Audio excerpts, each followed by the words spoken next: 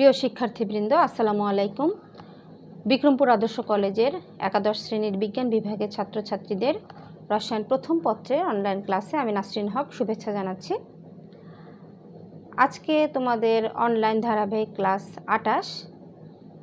আজকের ক্লাসে আমি তোমাদের sp3 হাইব্রিডাইজেশন পড়াবো।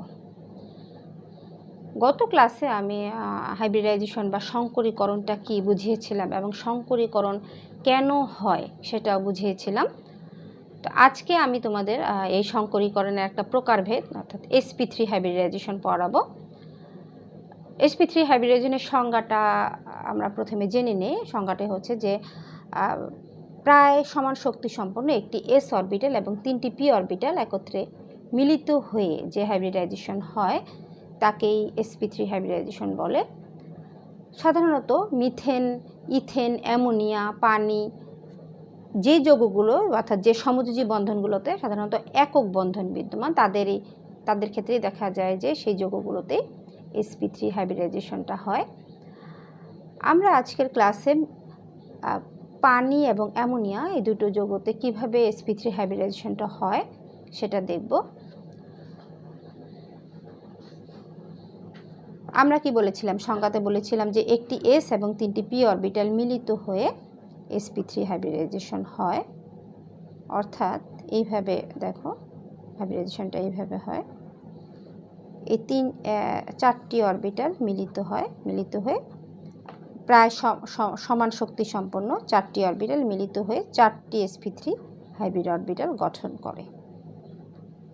অর্থাৎ গত ক্লাসে কিন্তু আমি তোমাদেরকে বলেছিলাম, যেহেতু প্রায় সমশক্তি সম্পন্ন বলেছি, অর্থাৎ একই শক্তি স্তরে হতে হবে, অর্থাৎ s এবং 3টি p অরবিটাল একই শক্তি স্তরে হতে হবে, অথবা তারা পাশাপাশি দুটি শক্তি স্তরে হতে পারে।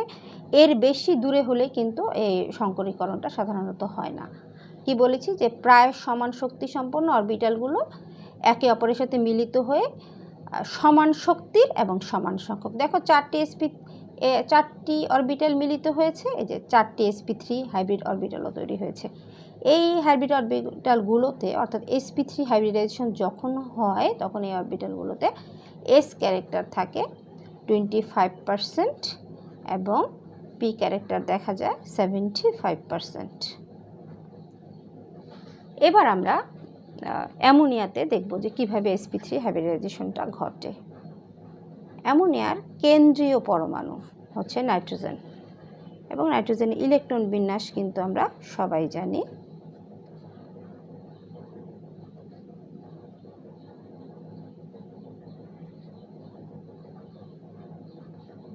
অর্থাৎ এটা 3টি p অরবিটালে একটি একটি করে ইলেকট্রন আছে। অ্যামোনিয়ার সংকেত যখন আমরা দেখতে পাচ্ছি আমরা কিন্তু এটাও জানি যে অ্যামোনিয়াতে সমযোজী বন্ধন বিদ্যমান, অর্থাৎ এখানে নাইট্রোজেন হাইড্রোজেন সমযোজী বন্ধন বিদ্যমান। তাহলে যেহেতু হাইড্রোজেন 3টি, কাজে নাইট্রোজেন হাইড্রোজেন সমযোজী বন্ধন কয়টা আছে? 3টা আছে। কাজেই যেহেতু 3টা সমযোজী বন্ধন আছে, এই কারণে নাইট্রোজেনের বেজোড় ইলেকট্রন লাগবে কিন্তু 3টি। দেখো এখানে কিন্তু 3টি বেজোড় ইলেকট্রন আছে। এখন আমরা যদি হাইব্রিডাইজেশন করতে চাই তাহলে শুধু 3টি p মিলে কিন্তু কোনো হাইব্রিডাইজেশন সংঘটিত হতে পারে না। এই কারণে কি হবে, এই এসটাকেও তাদের সাথে নিতে হবে, অর্থাৎ হাইব্রিডাইজেশনটা হবে এই 4টা মিলে sp3 হাইব্রিডাইজেশন হবে। হাইব্রিডাইজেশন স্টেট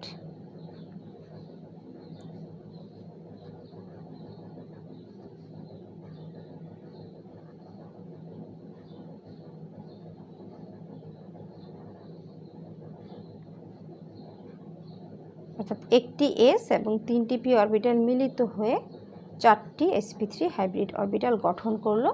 এখন এই 4টি sp3 হাইব্রিড অরবিটাল কি করবে? 4টি sp3 হাইব্রিড অরবিটালের 3টি বেজোড় ইলেকট্রনওয়ালা যে sp3 অরবিটাল 3টি, এই 3টি হাইড্রোজেন পরমাণুর সাথে 3টি সমযোজী বন্ধন তৈরি করবে, অর্থাৎ সিগমা বন্ড তৈরি করবে তারা।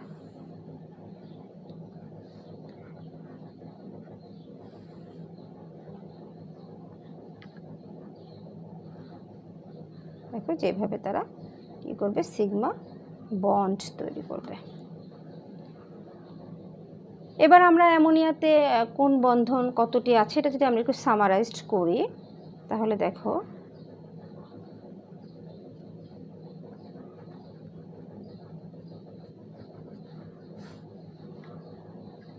অর্থাৎ নাইট্রোজেনের হাইব্রিডাইজেশন স্টেট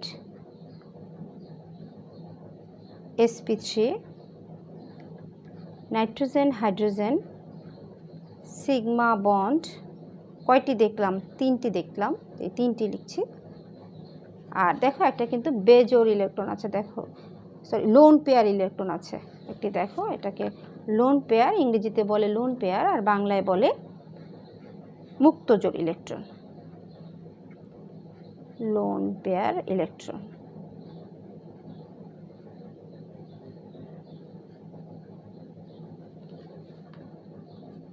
এক জোড়া।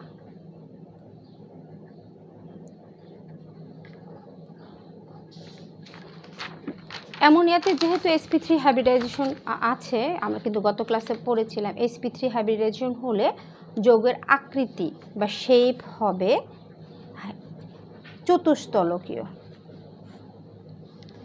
কিন্তু অ্যামোনিয়াতে যেহেতু এক জোড়া লোন পেয়ার ইলেকট্রন আছে, এই কারণে এটার আকৃতিটা কিন্তু চেঞ্জ হয়ে যায়, চেঞ্জ হয়ে আকৃতি হয়ে যায় ত্রিভুজীয় পিরামিড আকার।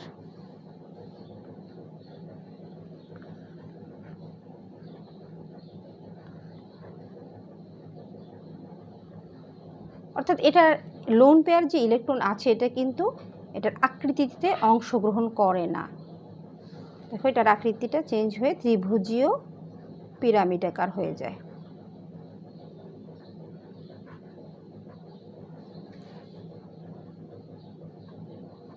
পিরামিড আকার বা ইংরেজিতে বলে ট্রায়াঙ্গুলার পিরামিডাল। আরেকটি বিষয় তোমরা খেয়াল করবে, আমরা আরেকটি বিষয় হচ্ছে যে এখানে নাইট্রোজেনের অ্যামোনিয়ার ক্ষেত্রে অর্থাৎ নাইট্রোজেন এখানে যে বন্ড অ্যাঙ্গেলটা আমরা জানি চতুস্তলকীয় হলে কিন্তু বন্ড অ্যাঙ্গেল হয়ে যায়, হওয়ার কথা হচ্ছে 109 ডিগ্রি 28 মিনিট, কিন্তু এখানে এই যে লোন পেয়ার ইলেকট্রনটা আছে এটা কিন্তু এই বন্ড পেয়ার যে ইলেকট্রন তাদেরকে এভাবে বিকর্ষণ করতে থাকে, বিকর্ষণ করার কারণে এদের বন্ড অ্যাঙ্গেল কিন্তু চেঞ্জ হয়ে যায়, চেঞ্জ হয়ে দেখা যায় যে 107 ডিগ্রি হয়ে যায়। পরীক্ষার সময় কিন্তু প্রশ্ন আসে যে অ্যামোনিয়াতে sp3 হাইব্রিডাইজেশন হওয়া সত্ত্বেও এর আকৃতি ত্রিভুজীয় পিরামিড আকার কেন, অথবা অ্যামোনিয়াতে sp3 হাইব্রিডাইজেশন থাকা সত্ত্বেও এর বন্ধন কোণ 107 ডিগ্রি কেন।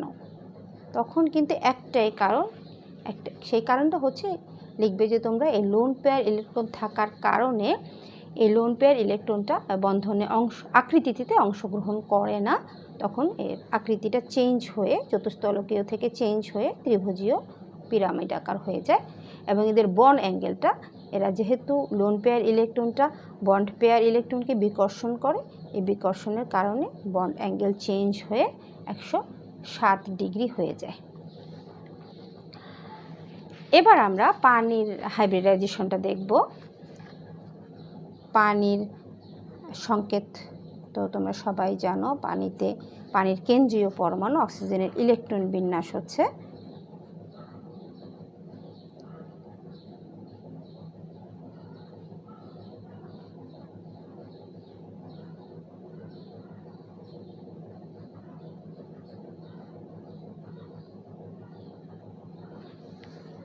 এখানে আমরা সংকেত থেকে দেখতে পাচ্ছি অক্সিজেনের সাথে দুটি হাইড্রোজেন পরমাণু সংযুক্ত আছে, কাজে এখানে অক্সিজেন হাইড্রোজেন বন্ধন হবে দুইটি, কাজে এখানে আমরা অক্সিজেনের বেজোড় ইলেকট্রন বা আনপেয়ার ইলেকট্রন লাগবে দুটি। দেখো আমরা এখন ইলেকট্রন বিন্যাস করে কিন্তু দেখতে পাচ্ছি এখানে বেজোড় ইলেকট্রন কিন্তু দুইটি আছেই। তো এখন যদি হাইব্রিডাইজেশন করতে চায় শুধু P2 দুইটা পি মিলে কিন্তু হাইব্রিডাইজেশন করা সম্ভব না, অথবা শুধু এখানে যদি একটা পি নেয় অর্থাৎ শুধু 3টে পি মিলেও কিন্তু হাইব্রিডাইজেশন করা সম্ভব না। কিন্তু এই কারণে এখানে এসকেও নিতে হবে, অর্থাৎ sp3 হাইব্রিডাইজেশন করতে হবে।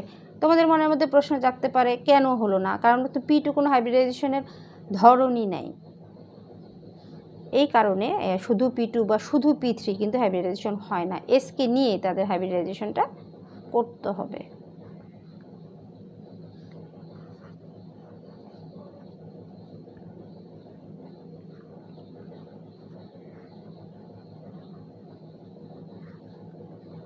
তোমরা কিন্তু এখানে একটা বিষয় খেয়াল করো, সেটা হচ্ছে যে sp3 হাইব্রিড যে অরবিটাল গঠিত হলো, এখানে কিন্তু দুটি sp3 হাইব্রিড অরবিটালে কিন্তু দুটো লোন পেয়ার ইলেকট্রন আছে, এই বিষয়টা একটু খেয়াল করবে। অর্থাৎ যেহেতু দুইটা বেজোর ইলেকট্রন আছে, দুইটা বেজোর ইলেকট্রনের সাথে দুটো হাইড্রোজেন পরমাণু সিগমা বন্ড তৈরি করে।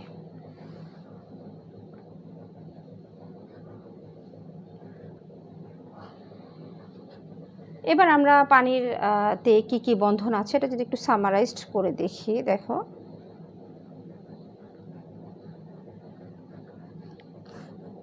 পানির কেন্দ্রীয় পরমাণু অক্সিজেনের hybridization state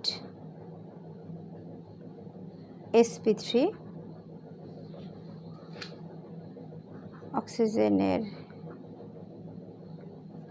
oxygen hydrogen sigma bond দুইটি, অক্সিজেনের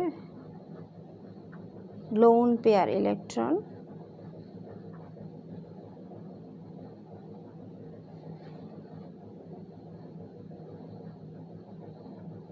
দুই জোড়া।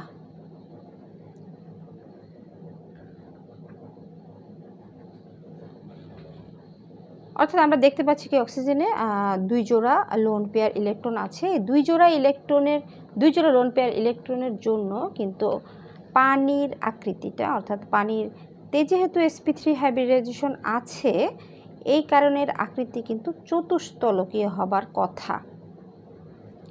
কিন্তু এই যে দুই জোড়া লোন পেয়ার ইলেকট্রন আছে না, এটার জন্য এটার আকৃতিটা কিন্তু চেঞ্জ হয়ে আকৃতি কিন্তু ভি আকৃতি হয়ে যায়।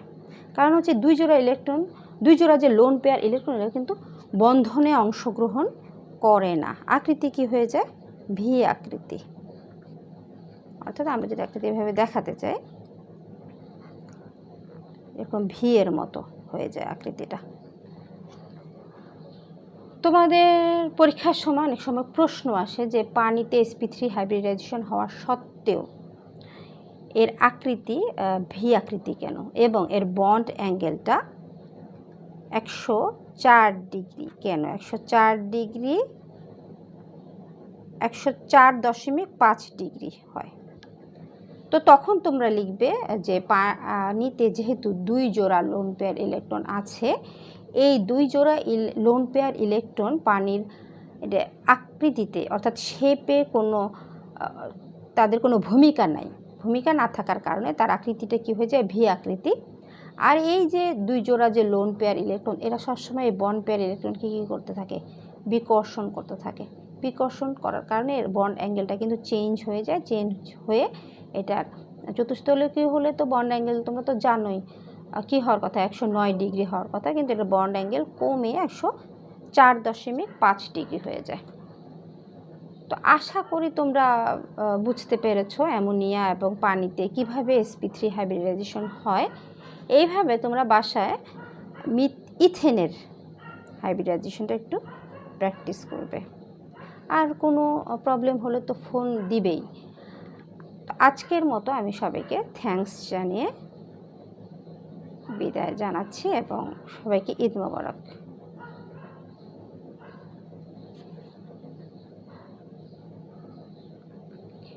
আল্লাহ হাফেজ।